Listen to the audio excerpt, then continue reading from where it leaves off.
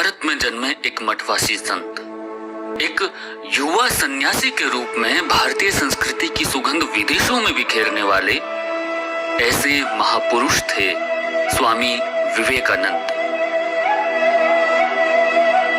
उठो, जागो और अपने लक्ष्य की प्राप्ति से पूर्व मत रुको। स्वामी विवेकानंद का ये क्रांति वाक्य आज भी युवा जन को प्रेरित करता है। संपूर्ण विश्व में हिंदू धर्म का महत्व बताने में उनका योगदान बहुत बड़ा रहा है। दोस्तों, आप है ब्लैक डायरी के संग और देख रहे हैं बायोग्राफी और ये है एपिसोड नंबर 1। आज हम बात करेंगे स्वामी विवेकानंद के बारे में। स्वामी विवेकानंद का जन्म 12 जनवरी 1863 को कलकत्ता में हुआ। इनके पिता श्री विश्वनाथ दत्त कलकत्ता हाई कोर्ट में एक प्रसिद्ध वकील थे। इनकी माता श्रीमती भुवनेश्वरी देवी जी धार्मिक विचारों की महिला थी। नरेंद्र के चरित्र में जो भी महान है वो उनकी सुशिक्षित और विचारशील माता की शिक्षा का ही परिणाम है।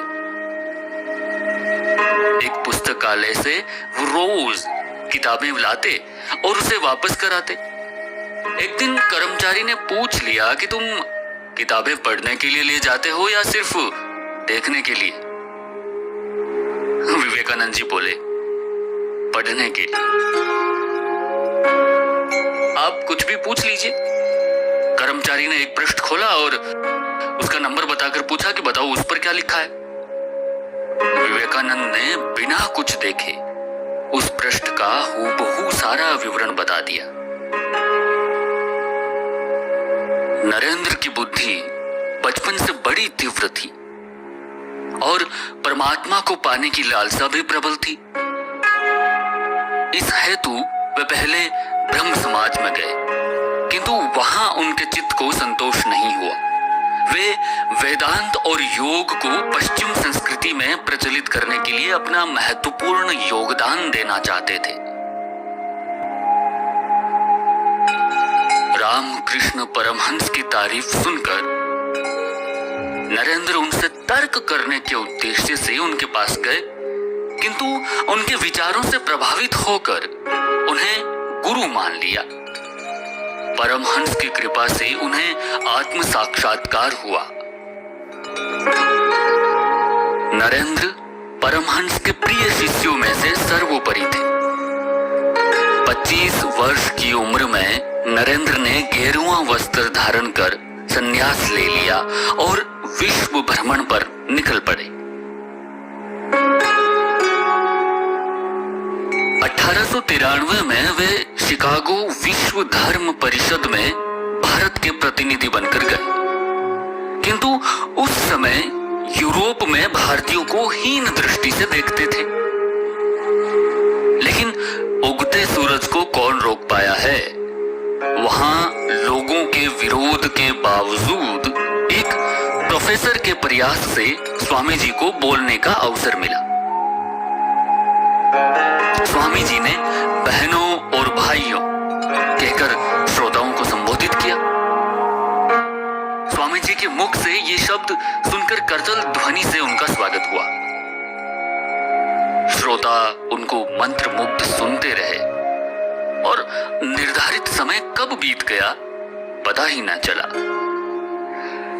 अध्यक्ष गिबन्स के अनुरोध पर स्वामी जी आगे बोलना शुरू किए और 20 मिनट से अधिक बोले।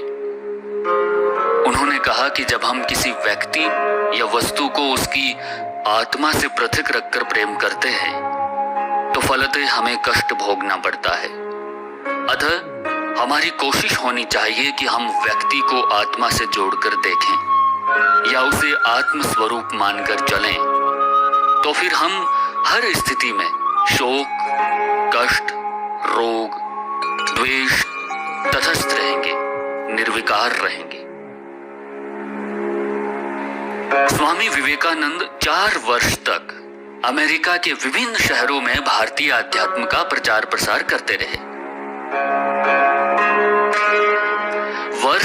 1887 में वे स्वदेश लौटकर आए।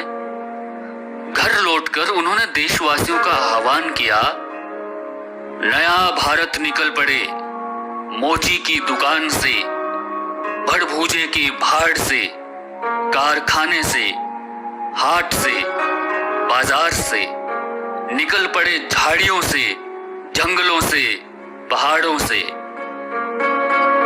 इस प्रकार उन्होंने आजादी की लड़ाई के लिए लोगों का आह्वान किया। उसके बाद उन्होंने देश विदेश की व्यापक यात्राएं की, रामकृष्ण मिशन की स्थापना की और धार्मिक आडंबरों, रूढ़ियों, पुरोहितवाद से लोगों को बचने की सलाह दी। अपनी विचार क्रांति से उन्होंने लोगों और समाज को जगाने का काम किया। रविंद्रनाथ टैगोर ने उनके बारे में कहा कि यदि आप भारत को जानना चाहते हैं तो विवेकानंद को पढ़िए, उनमें आप सब कुछ सकारात्मक पाएंगे, नकारात्मक कुछ भी नहीं। रोमा रोला ने उनके बारे में कहा, उनके द्वितीय होने की कल्पना करना भी असंभव है और वे जहां भी गए सर्वप्रथम ही रहे।